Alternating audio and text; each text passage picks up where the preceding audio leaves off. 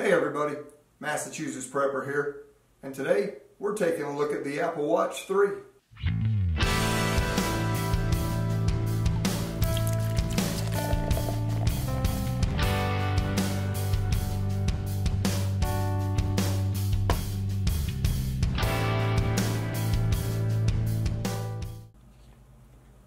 Alright, let's get right into unboxing the Apple Watch 3.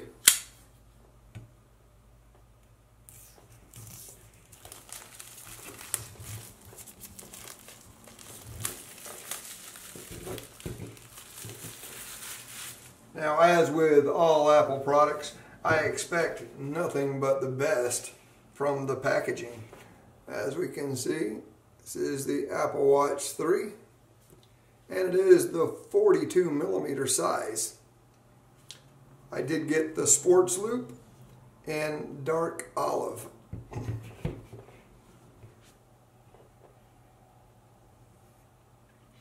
Very nice packaging, everything fit right in there as I would have expected. And very simplistic. The Apple Watch was sitting right in those two little notches to hold it securely in place. Here's the Apple Watch 3, all held in there. The sports loop feels very flexible. Let's go ahead and see what we got in the box. We have our literature on the Apple Watch 3. And then inside we have our charging cable. We have our plug. And it seems to be the same style charging cable that you just set your Apple Watch 3 on to charge the device. This seems to work very well. It worked quite well with Apple Watch 1.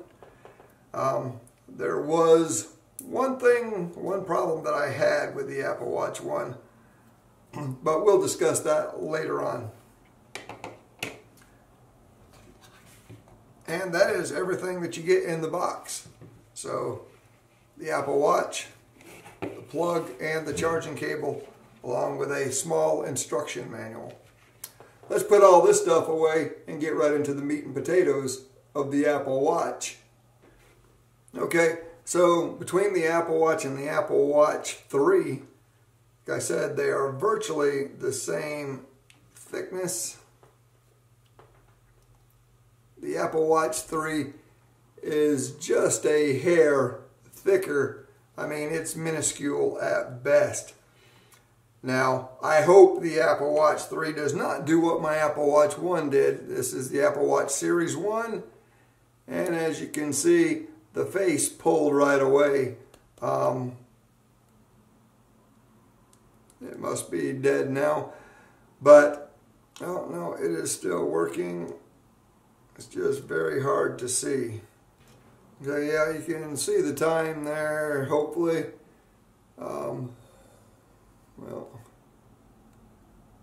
anyway, the Apple Watch 1 does still work, but yeah, I hope the Apple Watch 3 does not have this same issue. As you can see right there, the screen pulled right away. And this was when it was not being used, it was being charged, and this happened. So anyway, but that's not what this video is about. This video is about the Apple Watch 3.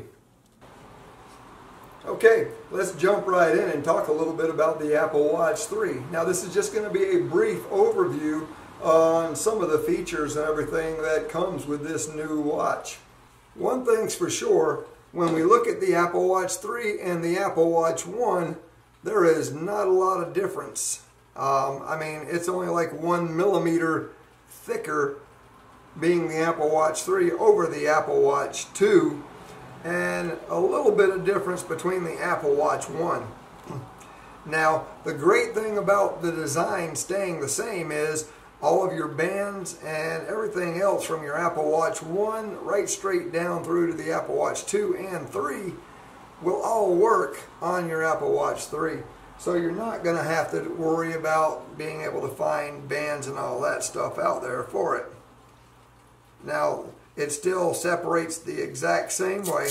You can just loosen up your band and push in, if it'll focus in on that, there's a little button right there, and that little button, you push that in and that's what releases your band. Okay, now this is supposed to be the dark olive sports band, or sports loop is what they call it for this. And I mean, it's dark olive on the outside edges, but the rest of it looks pretty much silver to me. So really don't see the dark olive there. Now, right off the bat, if we push and hold the crown, we pull up Siri. You Hey. don't seem to have an app named Mobile on your Apple Watch. I can help you launch it or find it in the App Store on your iPhone. Okay, so that launches Siri, and if we push the flat button on the side, it pulls up whatever we were in last. Okay, the last thing I used was the phone app to see how it connected to my phone. Okay, so then we get into our workouts, our calendar, breathe, which lets you relax and just chill, activities, our heart rate, weather app, and then all of our other apps if we press that. Now, the phone functionality works pretty good. If I hit the phone and I call myself, it should bring up my voicemail.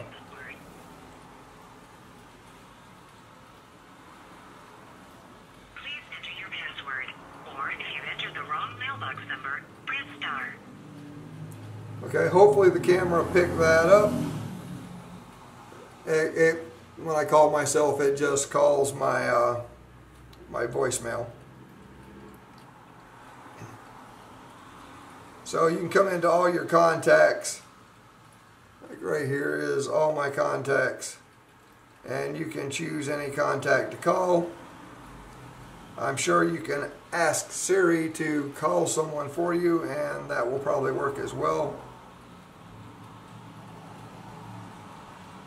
Okay, but from here we can swipe and change out all the different clock faces, and there's quite a few of them. You can do this from your phone as well.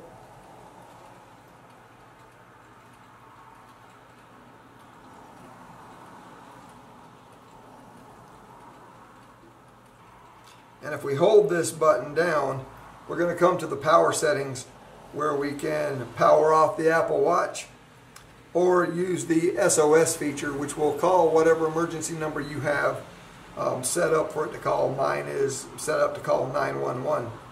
A lot of different features that are pretty much the same as the Apple Watch 1. Now, the things that have changed are the LTE connectivity. So now Apple Watch 3 is truly a standalone device. So this can be used without your phone being with you.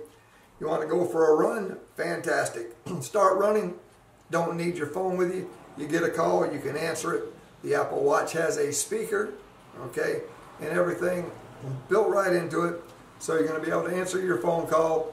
You're going to be able to respond to text messages, you know, send text messages, make calls, whatever, right from your Apple Watch 3. Now, one of the new features besides the LTE connectivity is the red dot on the dial. And as you see on the Apple Watch 1 and 2, there was no red dot on the dial. So basically that's how you're going to distinguish an Apple Watch 3 from an Apple Watch 1 or 2. Now, for those that don't want to pony up and spend the money for the Apple Watch 3, because it is kind of expensive, if you get cellular connectivity, you're looking at paying $399 for the watch.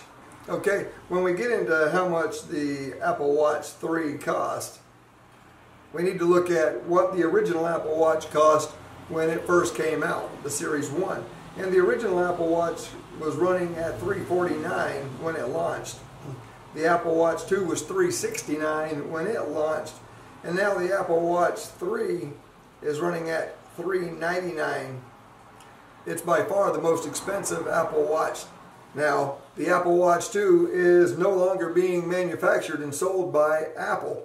So the only way you're going to find an Apple Watch 2 if you're looking to pick one up is, by a third-party seller.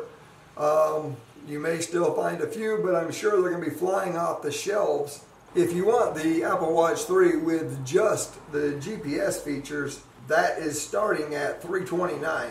And if you're content with not having the LTE connectivity through cellular, that could be a pretty good deal, and puts it roughly $80 more than the current selling price of an Apple Watch 1. But if you've got to have the connectivity, you're going to end up paying $399, and that does make it the most expensive Apple Watch to date. Now understand that this LTE connectivity is not free. You will have to sync it to your cellular plan, and it will use your data plan that you currently have in place. As with most things, it's going to cost you an extra $10 a month on your bill. Now, as far as the battery life goes, I haven't really had time to check and see what kind of battery life I'm going to get. Apple claims that you're going to get about 18 hours following a single charge, which will take 90 minutes to get to 80% and another 30 minutes to get to 100%. And what I think you're going to be able to expect, and what Apple is saying, is that you'll get 10 hours of workouts, 5 hours of GPS, and 4 hours of GPS and LTE connectivity. And basically that's largely keeping up with what the Apple II was doing. However, if you're going to be using it as your phone, you're only going to get about 1 hour of talk time according to Apple. Now the Apple Watch 3 will be able to run the recently announced Watch OS 4, which is already out. New features and new software include improvements to the fitness features and the ability to pair over Bluetooth devices and brand new watch faces too. You are going to be able to get the Toy Story characters in your watch faces. And there's also a dual core processor, which Apple states is 70% faster than what we've seen in the prior models. Now when we compare Apple Watch 3 to Apple Watch 2, the Apple Watch 3 has a red dot on the crown to show that it's of the Series 3 and that it has the connectivity features, and that it's only a fraction of a millimeter thicker to pack all the extra tech in, and that's pretty impressive. Beyond that, it's the same accelerometer, GPS, OLED display mix that we've got on the strong Apple Watch 3. You really can't tell the difference beyond the dot. There's the dot. There's a barometric altimeter for working out how high you are at any given time, useful for stair climb information and tracking elevation during a run. But LTE aside, this is one of the main feature differences. It does have an improved processor and can run much faster though. And we'd expect battery life to be a little better when we get running without cellular connectivity, of course. In testing, Apple claims that the Watch 3 is capable of running 1.7 times faster compared to the 2016 model, which would be a decent boost. Siri can also speak to you on the new Apple Watch. Through the same speaker, you can make calls, and I showed how, I called into my voicemail and got my voicemail, and you could hear it through the speaker. However, given how Apple Watch 2 is going off sale soon, if you want the cheaper model from 2016, you'd best act fast. It's going to sell out at other sellers soon, and there's nothing more to replenish those stocks. The Apple Watch 3 versus the Apple Watch 1, which we do have right here, because I did not purchase the Apple Watch 2 because it didn't have what I wanted, which was the standalone functionality that the Apple Watch 3 has. In terms of your actual choice of Apple Watch, it's going to be between the Watch 3 and the first watch, which is Series 1, that was announced in 2014 and launched in early 2015. There's a big disparity in features and performance, but also in terms of price. The Apple Watch 3 has LTE connectivity, a red dot on the digital crown, water resistance to allow you to take the watch swimming, and a speaker to let you hear Siri on the go. You can take calls, see how many stairs you've climbed, use GPS to track your running and cycling, and well, everything performs a little bit faster. However, the original Apple Watch, or Series 1 watch, will cost only $249 which is a fair chunk cheaper than the newer model. If you're not bothered about LTE connectivity, then GPS only model isn't too much more expensive, and like I said, that's about $80 more than the Apple Watch 1, so that makes it a good deal if you don't need that LTE connectivity. If you're just looking for a second screen on your wrist, the Series 1 model will work just fine. But if you've got inclinations to exercise or get a little bit fitter, or just want a watch that performs better and with a brighter screen, then the upgrade makes a lot of sense. So what I'm thinking, guys, is if you really need a standalone device and you want that connectivity and the freedom to be out running without your phone, then the Apple Watch 3 is definitely the way to go. If you don't mind not having the LTE functionality, then getting it with just GPS mode at a cheaper price, you know, about $80 less than an Apple Watch 1, Series 1, then to get the faster, you know, newer device, it makes sense to go with the Apple Watch 3 with just GPS. All in all, I think I'm going to like the Apple Watch 3 with LTE for those times when I am out and about and don't want to carry my phone with me. I can carry just the watch. The Fitbit Ionic will be compared to the Apple Watch 3. They both have their strengths and weaknesses. The Apple Watch 3, I think, has a little bit more functionality with what you can do with it because it is a standalone device with the LTE connectivity. Will you survive whatever comes your way? I sure hope so. This is the Massachusetts Prepper saying, take care all.